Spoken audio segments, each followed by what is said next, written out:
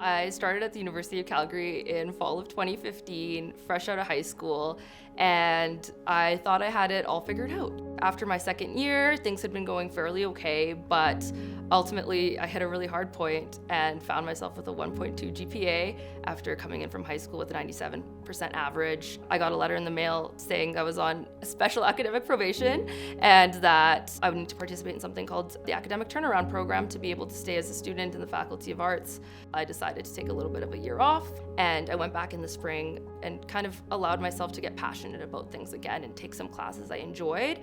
And from that time on, I was doing fantastic. And then, of course, the fall semester of 2019 came around, and I found myself in another tough point because I didn't really address the root causes and challenges that had led me to the place that I ended up in. That was really a moment where I realized I needed some support and acknowledged that maybe there was a little bit more to this.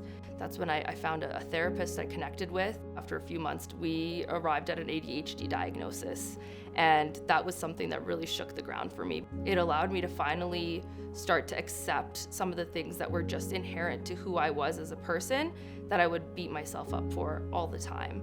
And that acceptance really was empowering because it allowed me to start seeing what I was capable of if I wasn't constantly comparing myself to how a neurotypical brain would function. There's a lot of grief when you get a diagnosis this late, and moving forward from it, I think that I've really been able to feel myself, and because I started advocating for my own needs, I became an advocate for others as well, and that's really what led me to the position I'm in today as Vice President Academic, where I'm able to be a leader in my community and hopefully be vulnerable and authentic to show that not only do you get through, you're going to thrive.